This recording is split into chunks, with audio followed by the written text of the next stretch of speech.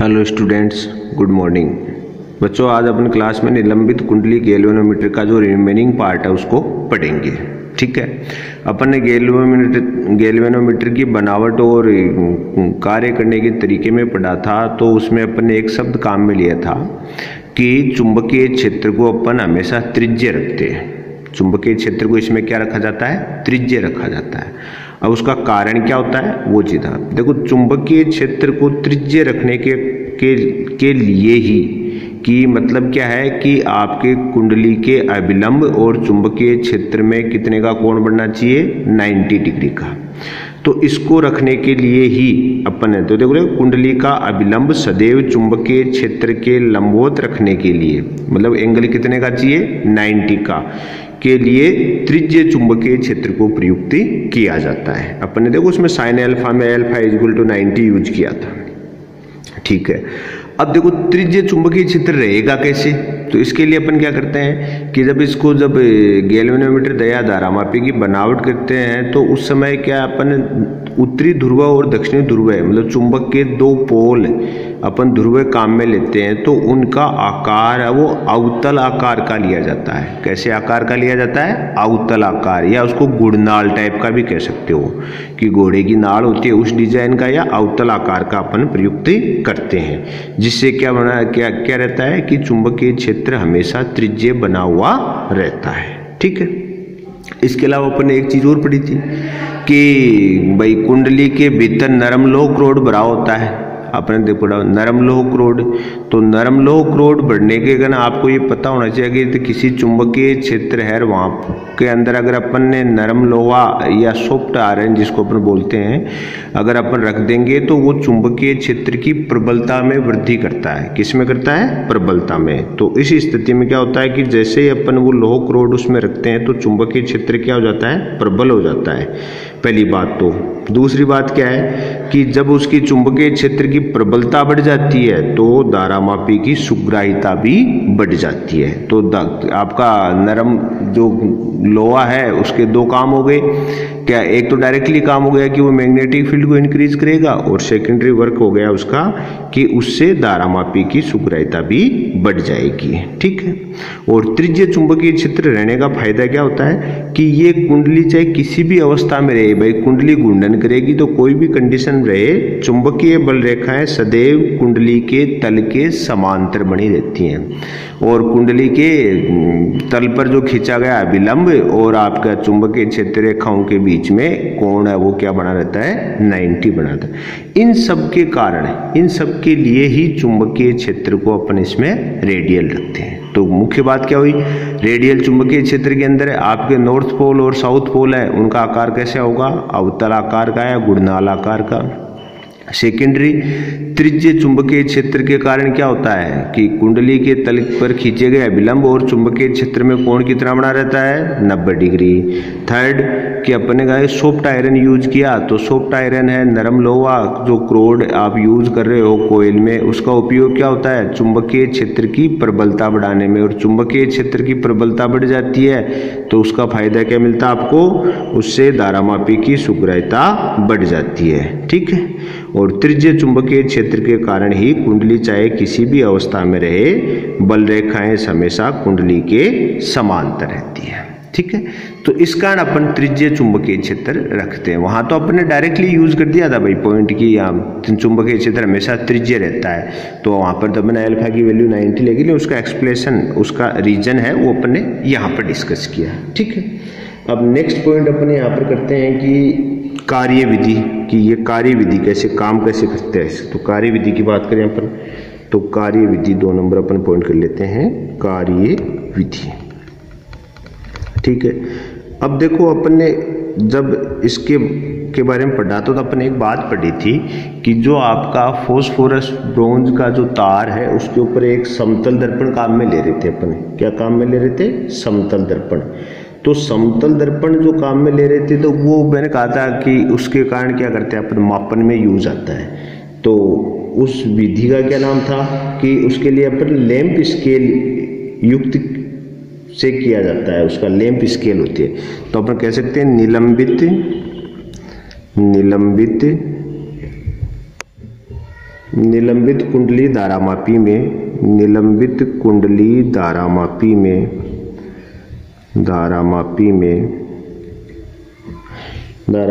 में विक्षेप जो उसमें विक्षेप होगा उसको अपन किससे रिप्रेजेंट कर सकते हैं, फाई से, में विक्षेप फाई, ठीक है। विक्षेप को क्या मान लिया अपन, फाई का मापन, विक्षेप फाई का मापन लैंप स्केल युक्त प्रणाली का नाम है भाई। मापन लैंप स्केल युक्ति से किया जाता है, लैंप स्केल युक्ति से किया जाता है, ठीक है, युक्ति से किया जाता है। अब देखो इसके अंदर क्या होता है कि जो लैंप स्केल युक्ति है इसके अंदर कि आपका जो आपने देखा होगा ऐसे तार था, तार पर आपका क्या लगा होता है, समतल दर्पण, तो उस समतल दर्पण के ऊपर क्या होता है, लाइट डाली जाती है। लाइट डालने से वो परावर्तित होती है और परावर्तित होकर सामने जिस पॉइंट पर पॉइंटेड हो जाती है उस पॉइंटेड के वहाँ पर अपनी नंबरिंग होती है और उससे अपने इसको कैलकुलेट करते हैं, ठीक है। अब देखो कैसे ये वर्किंग करता है, उसका फॉर्मूला क्या बनेगा तो अपन लिख जाएंगे। अपन बात करें, अपन कहें कि भाई जब भाई काम कब करेगा, जब धारामापी में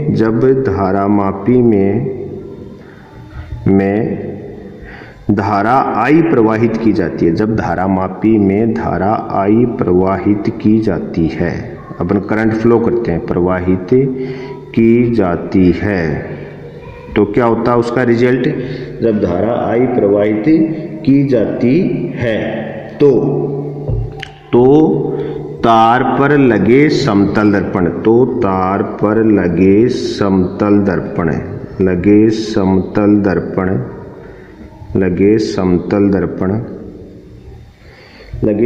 दर्पण फाई कोण से विक्षेपित हो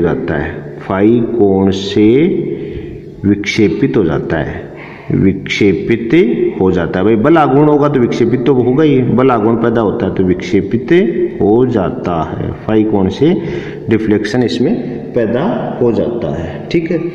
इस स्थिति में विक्षेपण के कारण क्या होता है, इस स्थिति में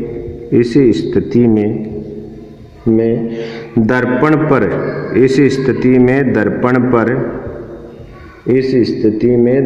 पर लंबवत आपतित होने वाली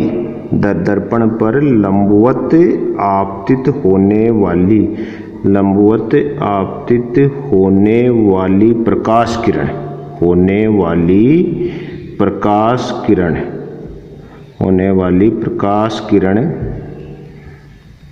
लंबवत आपतित होने वाली प्रकाश किरण क्या होगी कि परावर्तित होगी। परावर्तन में जब वो आपतित हो रही है तो फाई कोण तो पहले परावर्तन पर फाई कोण तो 2 फाई हो जाता है, तो प्रकाश किरण परावर्तित होकर 2 फाई कोण से डबल हो जाएगा। देखो भाई खुद आपका दर्पण फाई कोण से तो खुद वो घुमा हुआ है, तो उस पर जब प्रकाश किरण आपतित होगी तो उस समय भी उसका फाई कोण होगा और फिर वो परावर्तित होगा, दोनों टोटल मिला के उसके लंबवत से कितनी बन जाएगी, वो 2 फाई बन जाएगी।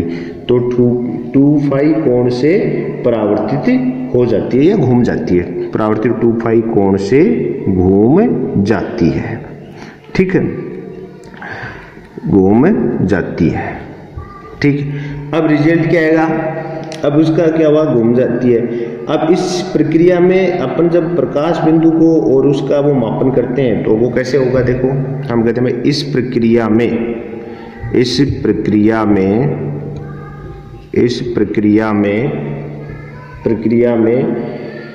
स्केल पर प्राप्त बिंदु का विस्थापन,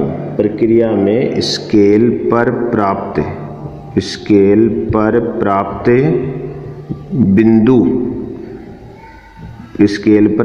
बिंदु का विस्थापन को अपन स्मॉल डी मान लें, बिंदु का विस्थापन स्मॉल डी तथा दर्पण से स्केल की लंबवत दूरी की लंबवत दूरी कैपिटल डी है, कैपिटल डी है तो क्या होगा, देखो कैपिटल डी है तो टेन थीटा निकालेंगे और tan two phi is equal to बनेगा, वो बनेगा small D upon capital D. Tan two phi क्या आएगा, small D upon capital D. ठीक है, तो अगर अपन कहते हैं भाई यदि कोण अल्प है, यदि कोण अल्प है तो चाहे टेन थीटा हो और चाहे साइन थीटा हो, सब इक्वल हो जाते हैं। यदि कोण अल्प है तो अपन क्या कह सकते हैं, tan two phi is equal to किसके मान लेते हैं अपन, टू फाई के। जब एंगल स्मॉल साइज होती है तो अपन टेन थीटा को साइन थीटा के इक्वल भी रख लेते हैं, कोस थीटा के भी रख लेते हैं या अकेले थीटा के भी रख लेते हैं। तो अपन कह सकते हैं two phi is equal to small D upon capital D. तो ये चीज हुई अपने को इस कंडीशन से। अब इससे फायदा क्या है, अपन कहते हैं कि यदि small D is equal to capital D करें, यदि capital D is equal to 1 metre है तो 2 फाई इज इक्वल टू क्या हो गया, small D. 2 phi is equal to क्या हो गया, स्मॉल डी। तो अपन क्या कह सकते हैं, देखो आई डायरेक्टली प्रोपोर्शनल किसके आया था, फाई के। कि किसी भी धारामापी के अंदर अगर अपन करंट फ्लो करते हैं तो उसमें उत्पन्न विक्षेप है वो किस पे डिपेंड करता है, डायरेक्टली उसमें बहने वाली धारा के। ये चीज अपन पहले पढ़ चुके। तो आई डायरेक्टली प्रोपोर्शनल फाई है, यहाँ देखो फाई किस पर बेस्ड है, स्मॉल डी पर। तो अपन यूं भी कह सकते हैं डायरेक्टली प्रोपोर्शनल स्मॉल डी। तो ये आपकी डिपेंडेंसी आ गई। ठीक है, देखो ये जो कार्य विधि है ये थोड़ी सी आपको मतलब कम समझ में आ सकती है या थोड़ी आपको बोर भी लग सकती है। कारण ऐसा है क्योंकि आपको ये विजिबल नहीं हो रही है, दिख नहीं रहा। अब देखो आप इसको थोड़ा सा समझिएगा कि जैसे आपको अगर आपने वो डायग्राम आपके माइंड में है धारामापी का डायग्राम, तो आप देखो धारामापी के तार के ऊपर अपना क्या है, समतल दर्पण है। अगर तार घूम गया तो वो कोण क्रिएट हो गया, बस तार घूम गया मतलब फाई एंगल से विस्थापित हो गया। ठीक है, तो अगर मान लो कि कोई प्रकाश किरण लंबवत आ रही थी पहले की स्थिति जब वो घुमा हुआ नहीं था तो आई आपतित होकर परावर्तित होकर चलेगी। तो उस कंडीशन में वो जितना आपतन कोण था उतना ही परावर्तन कोण था। अब आप भी जानते हो कि अगर वो घूम गया दर्पण तो आपतन कोण के साथ भी वो जितना घूमेगा वो कोण बनेगा और परावर्तन में भी बनेगा। इस कारण क्या हो जाता है कि परावर्तित तो 2 पाई कोण से इस कारण घूमती है। ठीक है, और फिर अपन ने टेन थीटा कैलकुलेट कर लिया तो अपने क्या कर दिया कि एक तो स्केल पर बिंदु प्राप्त हुआ उसका तो स्मॉल डी मान ली और दर्पण से स्केल के बीच की दूरी क्या मान ली अपन ने, कैपिटल डी। तो टेन थीटा ट्राइंगल में क्या आ गया, 2 phi is equal to small D upon capital D. ठीक, तो ये इसकी कार्य विधि है कि इसके अंदर ऐसा हो सकता है। यहां से ये प्रूफ जरूर हो गया कि फाई किस पे डिपेंड कर रहा है, करंट पर, और स्मॉल डी और फाई भी अपने क्या है, डायरेक्टली प्रोपोर्शनल है। ठीक है, अब अपन पढ़ेंगे जो छोटी छोटी 2-3 डेफिनेशन है जो लगभग एग्जाम के अंदर आपसे पूछी जाती हैं, ध्यान रखिएगा। अपन जिनको जैसे धारा सुग्राहिता, विभव सुग्राहिता ऐसी बात बोलते तो अपन हेडिंग लिखे धारामापी की सुग्राहिता, धारामापी की सुग्राहिता, धारामापी की सुग्राहिता। सुग्राहिता का अर्थ होता है कि वो कितना सेंसिटिविटी है, ग्राहिता कि वो कितना सेंसिटिविटी है कोई भी। अब देखो आप भी जानते हो कि धारामापी की सेंसिटिविटी क्या है, काम क्या कर रहे हैं अपने यहाँ पर कि काम तो अपना ये है नहीं कि ये मापन करे तो या करंट की डायरेक्शन दिखाए, तो उसको जो गैल्वेनोमीटर जितना बेहतरीन काम करेगा उसको अपन उतना ही ज़्यादा सेंसिटिविटी उसके लिए प्रयुक्त की जाएगी। ठीक है, अब देखो जैसे अपन बात करें कि कोई अगर मैं अपने पास कोई मेजरमेंट करने के लिए मान लो कोई अपने पास तुला है, अपन ऐसे मान लें कि अपने को कुछ वजन तोलना है, तो एक तुला है वो तो मिनिमम मान लो 5 किलो का वजन तोलता है, एक तुला है वो मिनिमम 1 किलो तोल सकता है, एक तुला है जो मिनिमम 1 ग्राम तोल सकता है। तो बताओ बेस्ट मेजरमेंट के लिए कौन सा तुला रहेगा, 1 ग्राम वाला, क्योंकि कोई भी तुला सबसे अच्छा अपन उसी को मानेंगे कि जो कम से कम मान को भी मेजर कर दे। सेम वैसा ही है कि धारामापी अच्छा धारामापी क्या होगा, जो न्यूनतम से न्यूनतम कम से कम करंट को भी मेजर कर दे या कम से कम धारा के लिए भी वो अब उसकी नीडल है वो फ्लक्चुएशन दिखा दे, तो उसको अपन यहाँ पर सुग्राह्यता का सेंस यहाँ पर ये है कि कम से कम कितनी वैल्यू के लिए वो एक्टिव हो सकता है। ठीक है, तो अपन कह सकते हैं कि किसी भी गैल्वेनोमीटर में अत्यंत अल्प धारा के कारण अधिक विक्षेप प्राप्त हो जाए तो अपन कह सकते हैं कि वो सुग्राही गैल्वेनोमीटर है। ठीक है, तो अपन क्या लिखे अपन ने कि यदि किसी गैल्वेनोमीटर या धारामापी यदि किसी धारामापी में अति अल्प धारामापी में अति अल्प धारा के कारण अति अल्प धारा के कारण अधिक विक्षेप, धारा कम है विक्षेप क्या ज्यादा हो रहा है, ज्यादा हो रहा है,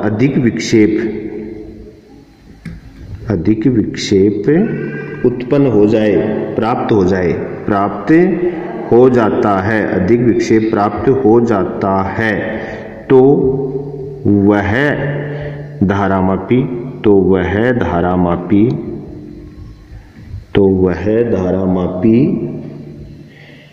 सुग्राही धारामापी कहलाएगा। ठीक है, सुग्राह्यता का ये नियम है भाई, कहलाए कि कम से कम मान के लिए भी अगर वो विक्षेप दिखा दे या उसका मेजरमेंट कर दे, न्यूनतम वैल्यू को मान का मेजरमेंट कर दे, तो उसको स्थिति में अपन उसको क्या कहेंगे, सुग्राही धारामापी कहेंगे। हमने संबंध प्राप्त किया गया I = K phi, ये हमारा प्राप्त हुआ था, या फिर अपन ने ये इसको ऐसा भी लिख सकते हैं कि phi/I = 1/K, और K की वैल्यू क्या थी, K = हमारे क्या प्राप्त हुआ था, याद है C/NAB, इसको अपने कांस्टेंट माना था, तो phi/I = क्या हो जाएगा 1/C/NAB, या इक्वल लिखते हैं NAB/C। ठीक है, ये अपने पास इसकी चीजें प्राप्त हो गई। अब यहां से धारामापी की सुग्राह्यता में पहले तो अपन पढ़ेंगे धारा सुग्राह्यता और सेकंड पढ़ेंगे अपन विभव सुग्राह्यता। तो सबसे पहले पढ़ें धारा सुग्राह्यता की करंट सेंसिटिविटी कितनी होती है, धारा सुग्राह्यता। ठीक है, तो पहले अपन पढ़ लेते हैं करंट सेंसिटिविटी। ठीक है, अब देखो इसकी डेफिनेशन है, यहाँ पर अपना डेफिनेशन है, इसको किससे निरूपित करते हैं अपन, धारा सुग्राह्यता होती है वो उसका फॉर्मूला होता है धारा सुग्राह्यता = धारा विक्षेप अपॉन धारा, ये इसका फॉर्मूला होता है। इसको अपन SI से निरूपित करते हैं, SI = phi/I, या इसको इक्वल कह सकते हैं 1/K, और 1/K = क्या है NAB/C, ये है धारा सुग्राह्यता। ठीक, तो डेफिनेशन क्या हो गई, किसी धारामापी या गैल्वेनोमीटर किसी धारामापी में इकाई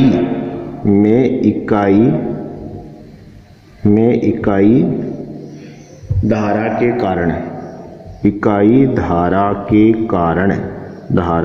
कारण उत्पन्न विक्षेप, इकाई धारा के कारण उत्पन्न विक्षेप को, धारा के कारण उत्पन्न विक्षेप को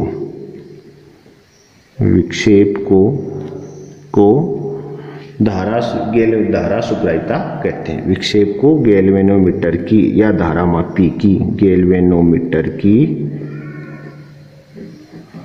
धारा सुग्राह्यता कहते हैं, धारा सुग्राह्यता कहते हैं। ठीक है, सुग्राह्यता कहते हैं, मतलब धारा करंट सेंसिटिविटी का फॉर्मूला क्या होगा phi/I। कि विक्षेप अपॉन धारा क्या कहलाती है, धारा सुग्राह्यता। अब देखो विक्षेप अपॉन धारा है तो धारा की वैल्यू अगर आप एकांक ले लें, यूनिट ले लें, तो क्या हो जाएगा, S I is equal to विक्षेप हो जाएगा। तो किसी धारामापी में इकाई धारा के कारण उत्पन्न विक्षेप को अपन क्या बोलेंगे, गैल्वेनोमीटर की धारा सुग्राह्यता। ठीक है। दूसरी है वोल्टता सुग्राह्यता। दूसरी क्या है, वोल्टता सुग्राह्यता, वोल्टेज के लिए वोल्टता सुग्राह्यता। ठीक है, ये दूसरी डेफिनेशन है, एग्जाम में बहुत पूछी जाती है, ध्यान रखिएगा। तो वोल्टेज सेंसिटिविटी जो है उसको आपको ध्यान रखना है कि इनकी में से एक एवरेज एंड डेफिनेशन आती रहती है। ठीक है, तो वोल्टता सुग्राह्यता है उसको किससे निरूपित करते हैं अपन, एस वी से। किससे निरूपित करते हैं, S V. S V is equal to होता है, वो होता है phi upon V, phi upon V. तो क्या हो गया, इसका अर्थ क्या हुआ, किसी गैल्वेनोमीटर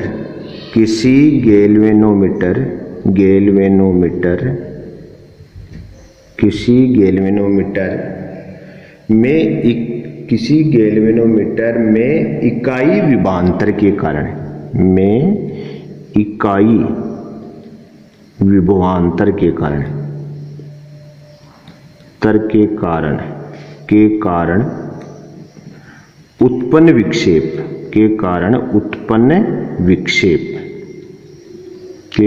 उत्पन्न विक्षेप को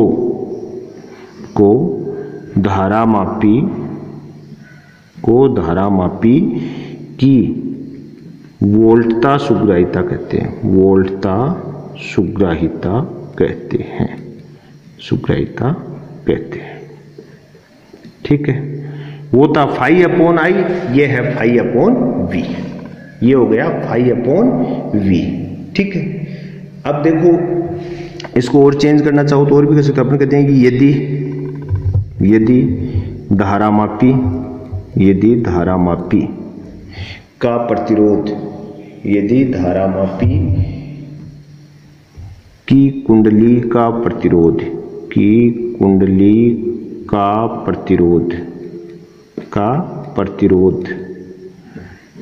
कैपिटल जी है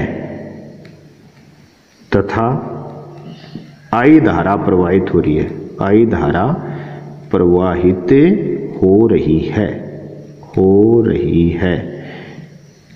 तो ओम के नियम से क्या होगा, देखो भाई V इज इक्वल टू क्या होता है, आई आर। तो यहाँ पर V इज इक्वल टू क्या है, I into G. V is equal to I into G हो जाएगा। तो इससे क्या हो जाएगा कि अगर आप चेंज करना चाहो तो देखो S V is equal to क्या था, फाई अपॉन वी, और V इज इक्वल टू क्या निकाला आपने, I इंटू जी। तो बताओ S V is equal to phi upon I into G. ठीक है, अब देखो phi upon I is equal to क्या था, एस आई। धारा सुग्राह्यता ठीक नहीं थी, तो इस स्थिति में अपन क्या लिख सकते हैं, S V is equal to S I upon G. धारा सुग्राह्यता और गैल्वेनोमीटर का प्रतिरोध, एक संबंध प्राप्त किया अपन ने कि अगर अपन ने इसको वोल्टेज को किस में रख दिया, धारा और प्रतिरोध के पदों में रख दिया, तो उस कंडीशन में अपने पास किस में संबंध आ गया, विभव सुग्राह्यता और धारा सुग्राह्यता का में ये संबंध प्राप्त हो गया। ठीक, अब देखो आज की एक लास्ट डेफिनेशन और देख लेते हैं, उसको बोलते हैं धारामापी का दक्षतांक। धारामापी का दक्षतांक लास्ट डेफिनेशन है आज की। फिर अपन आज का लेक्चर इतना ही रखेंगे। तो इसको बोलते हैं फिगर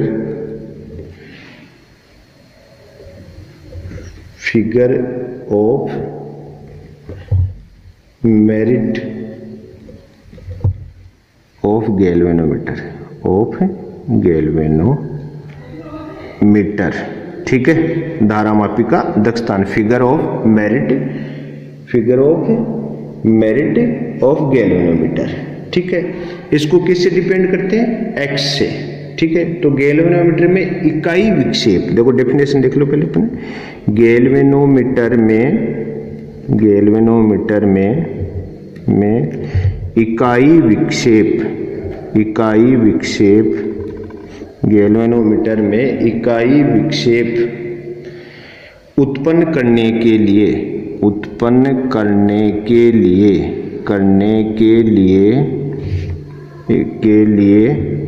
इकाई विक्षेप उत्पन्न करने के लिए आवश्यक धारा की मात्रा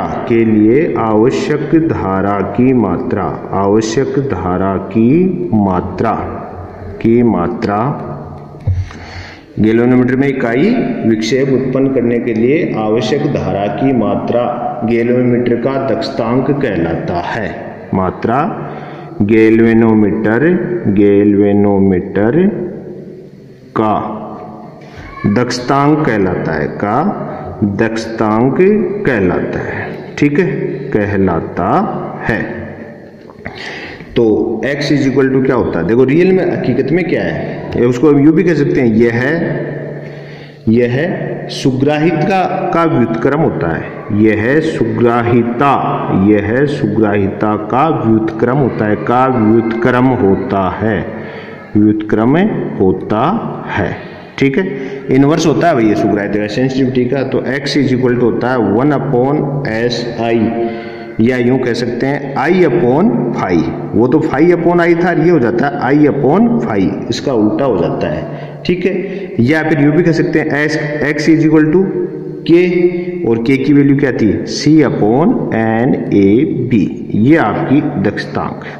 इनमें से देखो डेफिनेशन लगभग एक तो पूछी जाती है। धारामापी का दक्षतांक क्या हो गया, आप कह सकते हो धारा सुग्राहिता का व्युत्क्रम क्या कहलाता है, धारामापी का दक्षतांक। धारा सुग्राहिता क्या होती है, φ/I, तो x इज इक्वल टू क्या हो जाएगा, I/φ। तो ये आपके 2-3 धारा सुग्राहिता, वोल्टता सुग्राहिता और इसका दक्षतांक। ठीक है, तो आज के लिए इतना ही, बाकी अपन नेक्स्ट क्लास में देखेंगे। ठीक है, थैंक्स।